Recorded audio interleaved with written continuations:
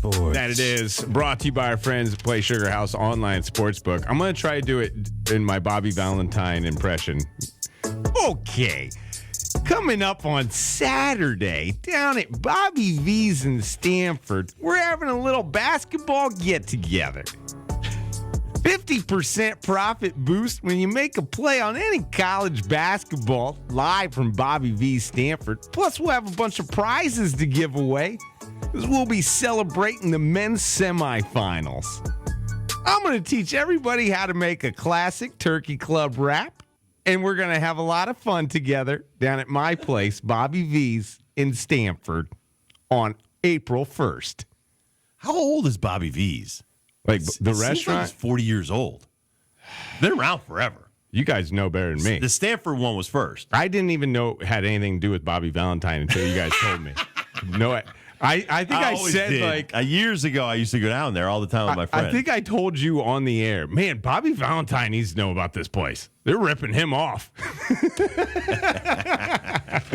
Bobby V's, though, is one of our favorite places in Windsor Locks. Also, we don't get down there a lot to the Stanford location, but we hear that is pretty choice down there. Dude, trust me, as before I worked here or anywhere, I was a patron at Bobby V's years ago. I always just feel Bobby Valentine's always got a big smile on his face, Always. Rob, and he's really thinking about what he's saying before he says it. Very positive. Yeah, he's always A very positive person. positive tonight that we got the NIT Finals. UAB versus North Texas tonight. That will start late tonight, right around 9 o'clock with the pregame. Tomorrow, boys and girls, we have got some early UConn baseball. This was supposed to bump the Rob Dibble show. However, we have moved the game up 3 hours. Not because of us, Rob.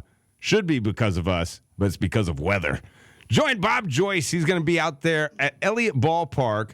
UConn taking on UMBC for the first game of the three-game series. UMBC. So, dude, that is the name of that school from here on out. There you go. UMBC. UMBC. So the Terriers of UMBC will go out to Elliott Ballpark and take on our UConn Huskies. Terriers versus Huskies.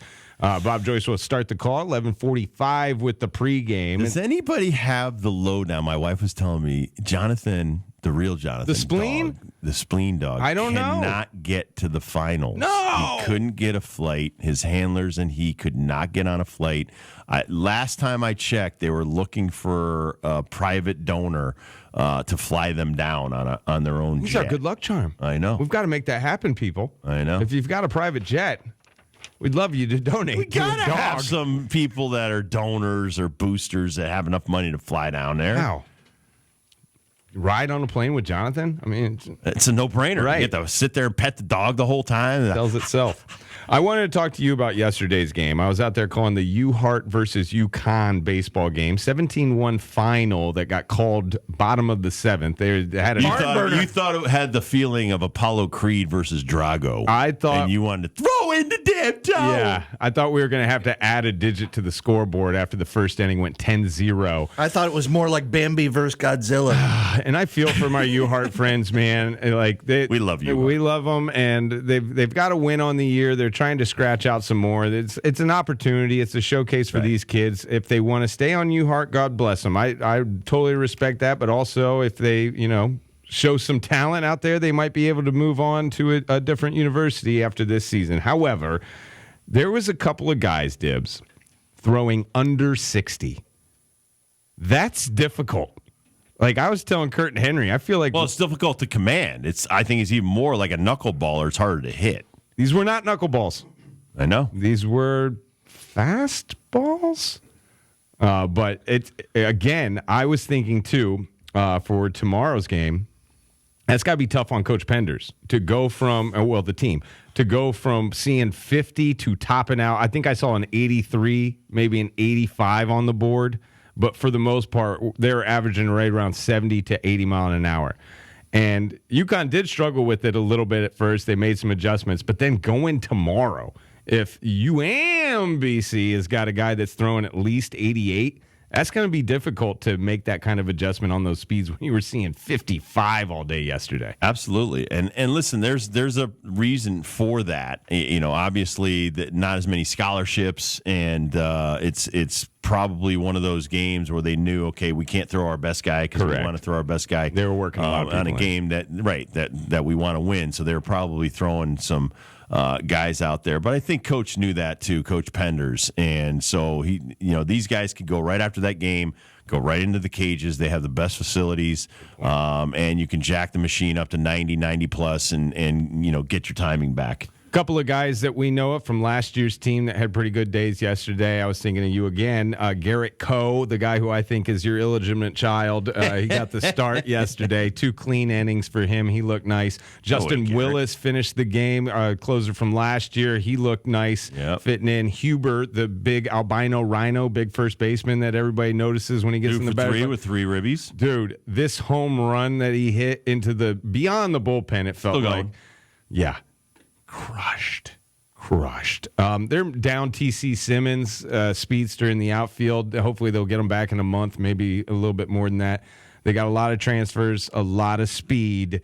But the biggest thing that I see is these guys have some tough at-bats. Not a lot of strikeouts in that game. Can we get this kid some NIL? Dominic Freeberger. I was talking about it all day yesterday. Are you serious? Yeah. That's Kurt a knows perfect NIL name. Yeah, Kurt was bringing it up like Dom Freeberger. any restaurant that, this kid hits a home run, you bring your ticket stub to the Get restaurant. free burger. It writes itself. They also got a kid by the name of Studley. Jake Studley. Yeah. Luke Broadhurst. I mean, come on. Sounds like a hot dog. It's like of you're some making sort. these names up, Coach Penders. It sounds like you're making these names up. Corey Morton, Drew Cron, Ryan Hyde. I mean, Cron! By the way, Rathcon was just on. Ricardo Maltabaum. You brought up You're my old friend. You brought up Ryan Hyde, and it was this sequence replay yesterday. Which, by the way, no need In college. College baseball. I watched anything lower than pros. Listen, even the women's softball. Why? I'm watching women's softball, and it was Kentucky. By the way, their facilities are ridiculously nice. Yeah. So Kentucky, they're playing an SEC game, and the girl steps out of the box, and I'd really never seen this before. Her foot came out of the box as she slapped the base hit in the left field. Because she only had 1 strike on her, she was not called out. They called a strike. Really? On putting the ball in play with your foot out of the box. Ticky so she came back out, but then she hit a line drive out at the left field. But I was like, but they went to replay. Oh, my God. And it's like, damn. Women's softball, men's baseball in college. Come on, man. Don't need it. Don't need it. Not necessary. So the play, the UConn game, it was actually our guy Studley in right field catches a shallow fly ball, guy tagging from third, play at the plate, out by a mile. However, the slide was something like Adley Rushman's slide in Boston this afternoon. It was all over the place. It was weird. The ump said nobody touched anybody. So, like, Ryan Hyde, the catcher of UConn, is looking at this kid from UHart. They're both staring at each other, and, like, the plate's in between. Did he die for him? Ryan Hyde just goes and sits on the plate. Just sits Indian style on the plate. Like, come get it. Go to replay, and they find out that baby little fingertip did touch home plate. Run scores. So May 17-1. That's where the one came from. Honestly, good for the kid. It was a good little slide that he'll always remember. He'll always remember that, but unnecessary. Waste of 15 minutes of my life. Just the replays in the world of sports. All right, if you're gonna do replay, then it's got to be under like 3 minutes. It's got to be cut and dry. That we're either going to overturn it or it's not disputable proof. So boom, right back to playing. And these umpires, they got to go in the dugout and beyond something. Really? Like they go into this little corner where they're hiding out. Because you don't have the same finances MLB has. Exactly, and then or even the NFL. The NFL's still been going under the hood for years. Move on with life. People are going to get screwed over, and that's the fun of it. We even need you. Do we? All right. So let me ask you this. We got the NFL referees. They don't make the call. New York does. NHL, New York does. MLB, New York does. Do we need you to even look at the replay? No. Can we just have someone in your ear go, we checked it out, 30 seconds, doom.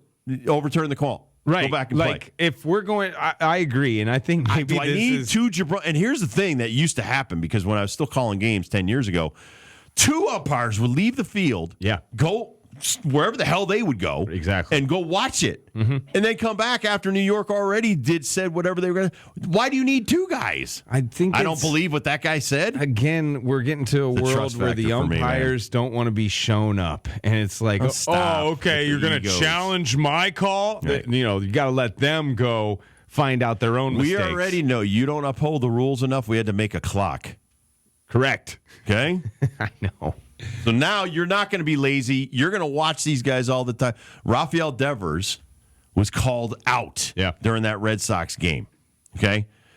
Jeff McNeil wasn't in. This guy won the batting title in the National League last year. He was out of the box too long. Strike.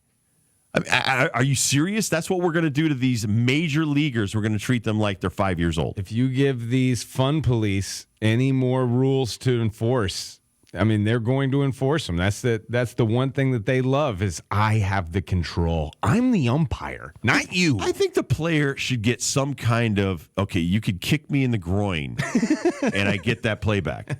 Or you could punch me in the face and I get that playback. But I should have some recourse to this ridiculousness that you looked at the clock. How do I prove you wrong?